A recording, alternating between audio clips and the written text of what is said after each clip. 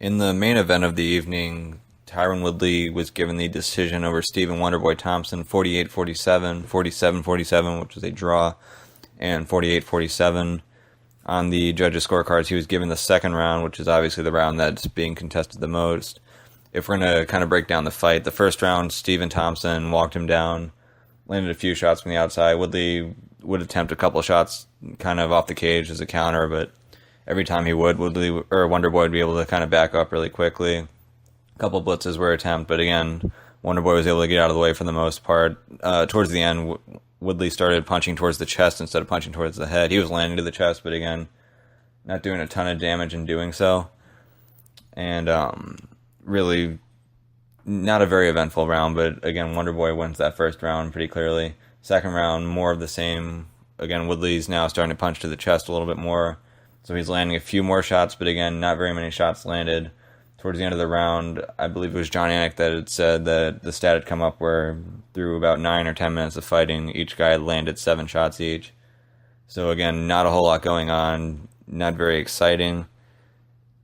When you're watching it live, it's like, okay, fine. It looks like both of these guys are ready to strike. Maybe something's about to happen. Maybe something's about to happen. You just keep thinking to yourself, maybe something's about to happen, and nothing was really happening. Third round starts. Tyron Woodley finally decides, okay, well, striking's not going well right now. Let's go for the takedown. Part of the issue he was having, and I think a big thing that people are going to be coming out of this fight saying is, well, again, you went for the takedown in the third round. You were successful. You landed some good shots. You clearly won the round. Why not more? And the problem that Woodley was having is that he was backed up against the fence a lot, and whenever he would come forward just to even try to hit Wonderboy, Wonderboy was able to back out, get out of the way, angle off, and find a way out. So if you're having trouble just simply like touching somebody with the end of your fist, to be able to get your arm around them to the point where you can actually control them, pull them in, start a single leg attempt, switch to a double, whatever you need to do, that's even more difficult. So again, I don't blame Woodley for not going for as many takedowns as you probably would have expected him to, because again, getting into that range is very difficult, especially when you're the one who has your back up against the fence and you're not able to angle off your opponent. Your opponent's beginning to angle you off. But in the third round, he was able to get a hold of a single leg, switch that to a double, get Wonderboy up against the fence, got his hands clasped behind him, was able to hook his leg, take him down.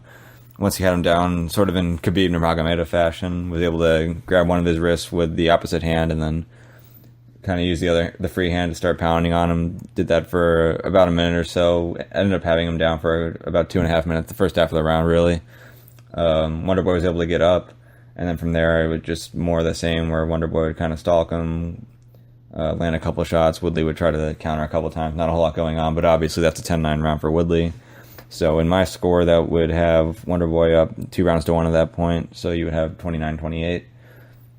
Fourth round comes along, again, more of the same. Wonderboy is stalking Woodley.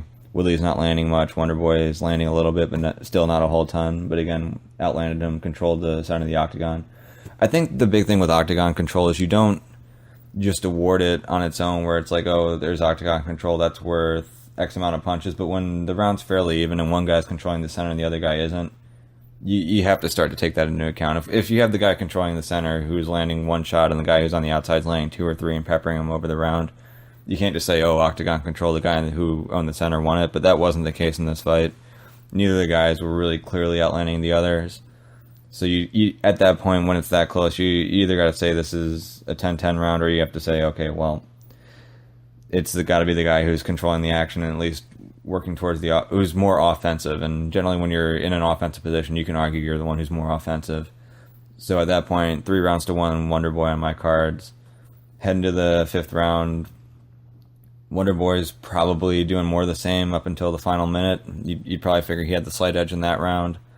And then Woodley catches him and nearly finishes him towards the end of the fifth round. Wonderboy's able to get up, get out of there. That's a 10-9 round. It was given a 10-8 by, I believe it was Sal D'Amato. He was reprimanded by Bob Bennett, who surprisingly showed up at the post-fight press conference to talk about that, how he said that was not a good job on his part. So Woodley wins that round. In my book, that's 3-2 for Wonderboy. That's also a Dana White had seen. Obviously, Dana White was not judging it. I was watching it as a fan. I wasn't judging it. So that second round's going to be the one I'm going to have to go back and see. But on first glance, I feel like the best you can do is give it a 10-10 if you're trying to be friendly to Woodley, but to give the round in its entirety to Woodley 10-9, I just don't see it. So, obviously now that this fight's over, now that there's a clear winner, it's a fight that didn't go well, and I don't think anybody's really clamoring to see again.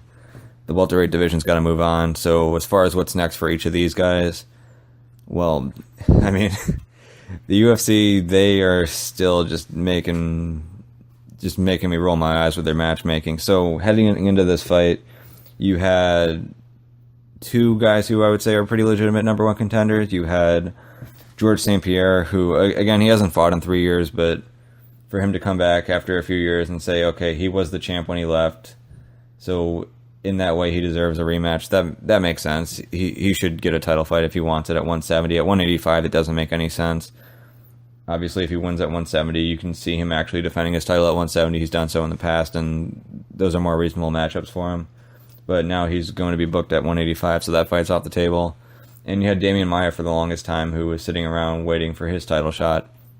Now he's booked against Jorge Masvidal, so if you're scheduling for Tyron Woodley, are you going to have him wait a whole 2 months and then find out if Masvidal or Maia win? If Masvidal wins, he's from ATT, Woodley's from ATT. Are they going to fight each other like Robbie Lawler versus Masvidal, or are they not going to fight because they're from the same camp? That's a good question. Even still, is Masvidal worthy of a title shot by beating Cerrone and beating Demian Maia? That's questionable. Outside of that, there's Robbie Lawler, but Lawler's next fight shouldn't be for a title after having been knocked out by Woodley and taking all this time off, so he's probably going to have to fight somebody else. Not a whole lot more, really. At this point, you probably have to, you almost have to say that Nick Diaz might be the guy that you give the title shot to, and that's pretty crazy considering the fact that he hasn't fought in so long and he hasn't won in even longer. But if you're looking at who's left at welterweight, I mean, do you give it to Neil Magny? Probably not. Do you give it to Donald Cerrone? No, he's coming off of a loss.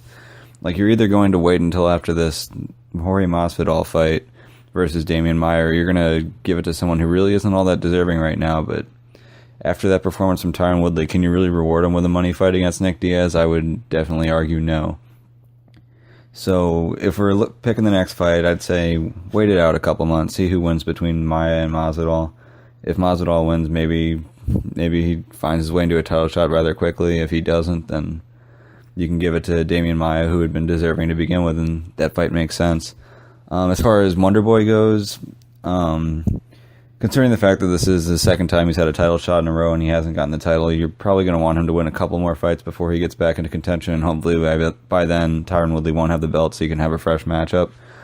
I would look at Gunnar Nelson versus Alan Jouban. The winner of that fight is a possibility where it gives Wonderboy Thompson a chance to fight against someone who's kind of lower on the top 10 list, but someone who's available, and hopefully that'd be a good fight. You could maybe give him Donald Cerrone, depending on how long you want to have Cerrone sit out. That'd be a tough fight to give Cerrone after the loss to Masvidal, but you'd imagine that fight would be a lot more exciting than what you got with the Woodley fight. Outside of that, I mean, you're stretching the top 10, whether you're looking at Stun Gun Kim, Tarek Safadine, Jake Ellenberger. You probably don't do the Matt Brown rematch at this point, with Brown being on such a losing streak, and it sounds as though he's looking to retire and possibly get into coaching. So your options are pretty limited on what you can do with Wonderboy as far as whether you want to put him against bottom of the top 10 or whether you want to kind of wait and give him a chance to fight the loser of Maia versus Masvidal, for example. But for him, I'd imagine he wants a little bit of time off. He took a really hard shot at the end of that fight. He's been getting rocked a lot in his recent fights. That's kind of something that's become a staple of his wins. He'll get rocked early and still kind of come back and still fight through it. But if he takes a little bit of time off, that wouldn't be the worst thing in the world. And to be quite honest, personally, I hope that he does take some time off, because it gives the welterweight division some time to kind of fix itself, get into a better situation, and hopefully by then everything kind of makes sense, because right now it really doesn't. Some other reactions that came right after that fight that I found to be pretty interesting. I'm a pretty big Luke Thomas fan. I find a lot of what he says to be really, really insightful, well thought out. But there was a tweet that Malky Kawa had put out after the Tyron Woodley fight that I didn't agree with, where he was basically saying that Tyron Woodley had proven that he's definitely better than Wonderboy Thompson at this point. So for anyone to even consider the possibility that Wonderboy is more deserving or that he should have had the belt is just outrageous. And Luke pretty much agreed with what he was saying. He said that at this point you kind of have to say, yeah, Tyron's the better fighter. I don't see that at all. Tyron has definitely had the better rounds. I'd say Wonderboy's best round in the 10 rounds that he had was nowhere near as good as Woodley's best round, but again, Woodley has his moments, but if you're looking over longevity, if you're going to look at the 50 minutes that they fought and say who's won most of these 50 minutes, Wonderboy has definitely won many more of the minutes than Woodley did. And if you're looking at, I just don't see, I understand from Malky's standpoint, it's his client, he wants to pump him up, that's what he does, but for Luke Thomas to kind of get on board with that, I found that to be a little bit surprising. I wouldn't say that it's definite that Wonderboy is inferior to Woodley or that Woodley's superior to Wonderboy. They're very close. Obviously, this fight could have been ruled a draw. If you decide to say that second round was a 10-10, then you're looking at 2-2-1, so that's another draw. These guys are very closely matched. Their styles don't exactly make for the most exciting fight, but it's very close. To say that one guy is definitely better than the other, it just doesn't make any sense at this point, so have to disagree on that. But outside of that, I feel like a lot of what's going on with this fight's been covered. Obviously, right after the fight, Tyron Woodley had his post-fight press conference and did Tyron Woodley things, made Tyron Woodley claims, was getting upset fans for booing him, and was saying, hey, why don't you step into the octagon if you have such a problem with the way that I fought? And again, this is the problem with Woodley. So he wants to be a big star, and we're going to get into this with the money fight debate as far as what it takes for fighters to become big, what it takes for them to become draws themselves. But you have yourself in an opportunity like this. It's a big title fight. You've been hyping it up for a while. You've got a good gate. You got a pretty good amount of people who are coming to see it. Obviously, there are a lot of people who wanted to see the co-main that probably dropped off. But again, this is a big opportunity for him to show what he's got. And he lays a dud out there. The fight wasn't exciting. And for him to just kind of double down on it and say, yeah, not only am I fine with how I fought, but I feel like you should feel bad if you think that it was wrong. That's not how you're going to win fans. It's not a good look for him. So if Tyron Woodley's looking to get some money fights, if he's looking to build himself into a bigger star, he's got to be more exciting in the cage, but he's got to be a lot smarter about how he handles himself outside the cage. And for him to just rip into the fans for being upset at that fight, for being boring, it just doesn't make sense. If he could at least admit, okay, fine, I understand that wasn't the most exciting fight to watch, but that's how I had to fight. I hope to do better next time. I hope the next fight's more exciting. Fine, that's a better answer. But when you're trying to rip into the fans and be like, oh, you didn't think that was a good fight? Oh, well, I want to see you go ahead and fight Wonderboy Thompson and get reckless and see what happens to you. Yeah, we get it. But again, if you're going to be the destroyer, if you're going to be the guy at 170 that's this fearsome guy that you want to build yourself into, that's just not the way to fight, and that's definitely not the way to handle yourself in the post-fight press conference. So hopefully he fixes that up. Hopefully, over time, either Woodley loses the belt and we find someone who's got more star potential to take over, or if Woodley keeps winning, if Woodley retains the title and holds on to it for a while, hopefully he kind of gets this media thing taken care of and can build himself into a bigger star, because there's a lot of potential at the 170-pound division for the UFC to have a big star. Obviously, George St. Pierre became a very big star in his time, and Robbie Lawler was starting to build up until he got knocked off and hasn't fought since. So hopefully the Woodley can do better, or hopefully someone who does better than Woodley can beat him, because this is not going well right now.